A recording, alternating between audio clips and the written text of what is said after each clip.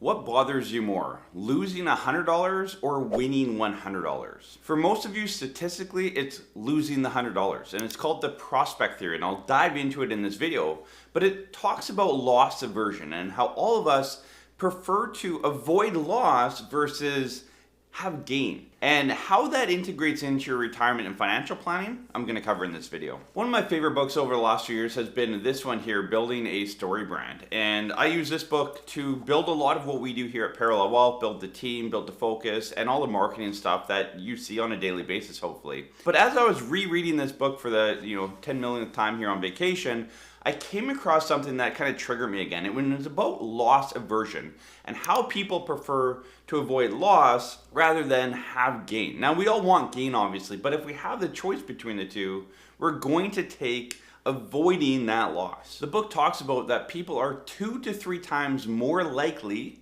to make a decision to avoid loss versus making a decision to have a gain. And so when it comes to retirement planning, there's 3 areas I want to focus on this because this is what I see on a daily basis. The first one's going to be taxes. We all want to avoid taxes. We want to pay less taxes, even myself, right? We figure out ways that we can legally pay less tax. Again, how do we do that? Make sure you have a proper plan. Make sure you've walked through your retirement income process with your financial planner.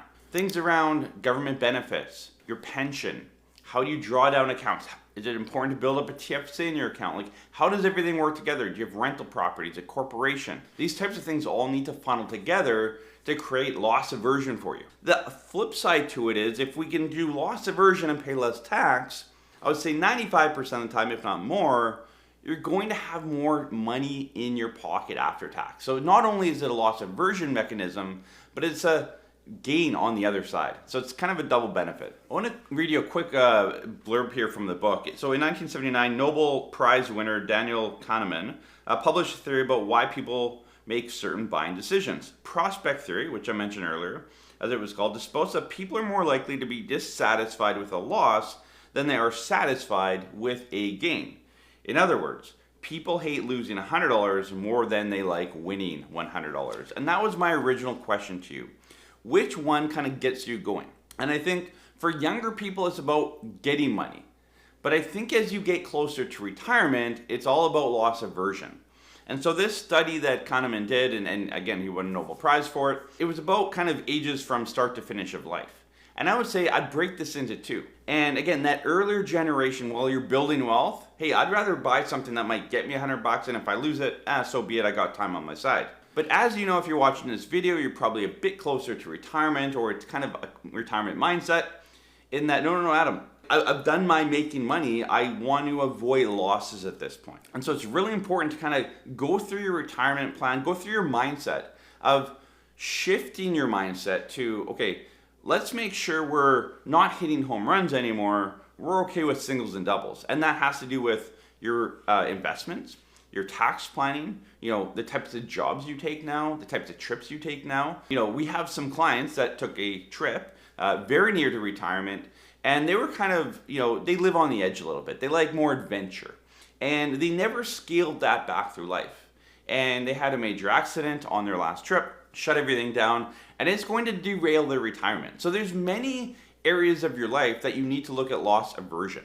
And again, your health, that's a big one. And that's the second one I want to talk about today is you need to make sure you're taking care of your health. Because, if you don't, then on the other side, you're not going to have a lot of time to enjoy retirement. If you look at any time like, Weight Watchers came out and all these big fads come out around health and this and that, you'll see that there's big traction to it, right? Peloton came out. I bought one. I know a lot of you bought one. And not that it's a fad, but we jumped to, hey, what can help us stay in shape? And especially as we get older, what can help us keep moving and stay in shape and keep healthy and all of that? Naturopaths are a great resource now. A lot of us are visiting that. How do we kind of spend some money and spend some of our time on loss aversion around your health, i.e. making sure you're moving your body, taking the right vitamins, eating the right thing, all of that, versus, no, I'm going to spend my money on experiences and that kind of thing. Like, we need to kind of carve more out for that loss aversion and take care of ourselves versus just go over here. The third piece to loss aversion would be your years in retirement. And what I want to focus on here is people don't want to kind of put the effort in leading up to retirement to see like, what does retirement look like? When I turn 60 or 65 or whatever it is, like that's when I'm going to retire. But what happens if you could have retired a few years earlier? And we do a lot of financial plans where we tell the client, I don't know if it was in your wishes or not, but you could have retired like 1, 2, 3, 5 years ago.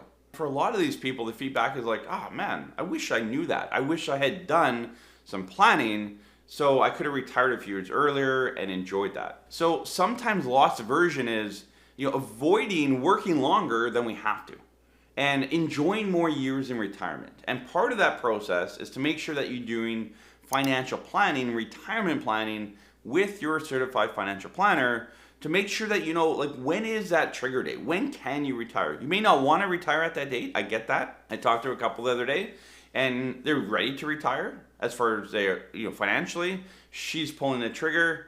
He's not. She can't convince him to. He loves his job. He sees no reason to retire. So there's always that reason of like, no, I like my job. I like what I do. It keeps me busy. I find purpose in it. Sure. But at least understand that you can retire. So if you have that bad day, that bad week, to get a different boss, whatever it is, and you're like, hey, I'm done. You know that financially you can do that. So as you gear up for retirement, you might be 10, 15 years away even. You need to change your mindset on loss aversion. If you've never read this book and you're in any type of business, read it. It's great on marketing, building structure, all that kind of stuff. But on page 111 here of the book, it talks about loss aversion. And it's a really good concept to take into your retirement planning and the psychological side to entering retirement. In that we need to change our mindset, not just on, a lot of you will naturally do it on investments, right? You say, I was more aggressive when I was younger, but I'm going to pull back risk. But we only do that on our investments. And to me, that's just a small piece of the puzzle. Think about this, probably something you've never thought about in retirement planning because you're like, Adam, retirement planning is like money and structure and cash flow and all that. But there's more to it. Again, that couple that we had, they got hurt. It's going to change your retirement. You need to make sure you look at loss aversion as you head into retirement.